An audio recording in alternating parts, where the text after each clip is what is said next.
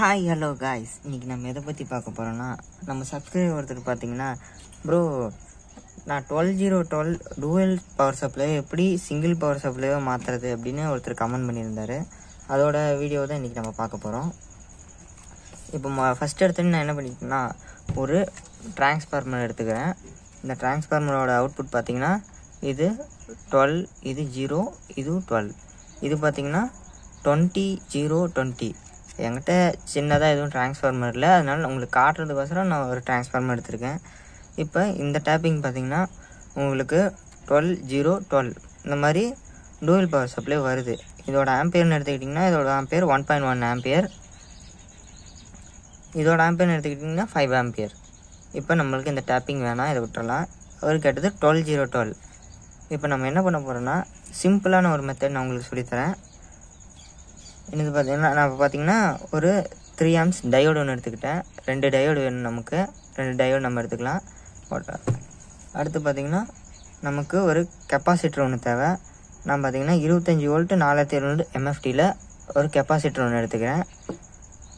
இது பார்த்திங்கன்னா டயோடு பார்த்திங்கன்னா நீங்கள் யூஸ் பண்ணுற டிரான்ஸ்ஃபார்மருக்கு தகுந்த மாதிரி நீங்கள் ஆம்ஸை மாற்றி போட்டுக்கணும். இது 3 amps டயோடு, இதுலேயே 6 amps டயோடு இருக்குது. அதுக்கு மேலே போயிடுச்சுன்னா உங்களுக்கு பார்த்திங்கன்னா மெட்டல் டயோடு விற்கிது, அதை வாங்கி போட்டுக்கலாம்.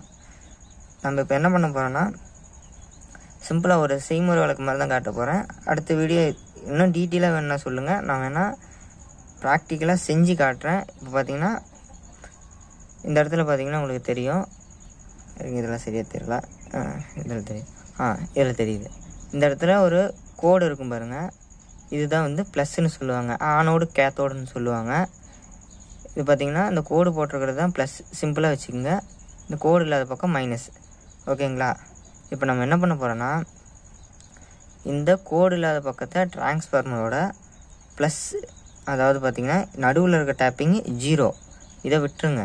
இந்த இடத்துல இந்த மாதிரி கோடு இல்லாத பக்கத்தை இந்த பக்கம் ஒரு லைனில் இணைச்சிட்றோம், ஓகேங்களா? இந்த பக்கம் இணைச்சிட்டோமா, இதை அப்படியே விட்டுடலாம். இதே மாதிரி இன்னொரு டயோடு எடுக்கிறோம்.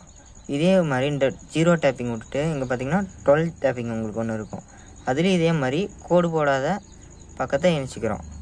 இப்படி இணைச்சிட்டு நீங்கள் இதை என்ன பண்ண போகிறீங்கன்னா, இந்த 2 லைனையும் கோடு போடாத லைனையும் இந்த கோடு போட்ட லைனோட இப்படி ரெண்டையும் இப்படி ஒட்ட வைக்க போகிறீங்க. ஷார்ட் பண்ணி என்ன பண்ண போகிறீங்கன்னா, இப்போ உங்களுக்கு நீங்கள் ஒட்டிட்டிங்கன்னா இந்த மாதிரி தான் இருக்கும். 2 கோடும் ஒரே சைடு, கோடு இல்லாத சைடு ஒரே சைடு. இதில் நீங்கள் 2லேயும் இந்த லைடை பற்ற வைக்க போகிறீங்க. 2 12லையும் பற்ற வச்சுட்டு அப்படியே நீங்கள் டேரெக்டாக எடுத்துகிட்டு போயிட்டு இந்த பார்த்திங்கன்னா இது கோடு போட்டிருக்கும், இது மைனஸ் சைடு. கோடு போடாத ஒரு சைடு இருக்குது, இது ப்ளஸ்ன்னு சொல்லுவாங்க கெப்பாசிட்டரில். இதில் கோடு போடாத சைடு பார்த்திங்கன்னா ப்ளஸ்ஸு. இதை இந்த கோடு போட்ட சைடை இந்த பக்கம் எந்த கோடும் இருக்காது, இது பார்த்திங்கன்னா மைனஸ் மென்ஷன் பண்ணியிருப்பாங்க. நம்ம கொண்டு போய் ப்ளஸ்ஸில் டேரெக்டாக பற்ற வச்சிடலாம், ஓகேங்களா? பற்ற வச்சுட்டு ப்ரோ இந்த ஒரு 0 டேப்பிங் இருக்கே, இதை என்ன பண்ணுறதுன்னு கேட்டிங்கன்னா, இதை நீங்கள் அப்படியே கொண்டு வந்து கெப்பாசிட்டரோட மைனஸில் சால்ட்ரிங் பண்ணிடுங்க. ப்ரோ என்ன ப்ரோ அப்படியே கொடுக்க சொல்கிறீங்க, எதாவது வெடிச்சிருமா, எதாவது ஆயிருமான்னு கேட்டிங்கன்னா, அதெல்லாம் ஒன்றும் ஆகாது, பயப்படாதீங்க. இப்போ நீங்கள் இந்த 2ஐயும் இப்போ பார்த்திங்கன்னா நீங்கள் டூவல் பவர் சப்ளைவை சிங்கிள் பவர் சப்ளைவை கன்வெர்ட் பண்ணிட்டீங்க. இப்போ நீங்கள் கொடுத்த பவர்லேருந்து நீங்கள் எடுத்துக்கலாம். இப்படி கொடுத்துருப்பீங்க, டயோடு இப்படி வச்சு இந்த இடத்துல சால்ட்ரு பண்ணியிருப்பீங்க.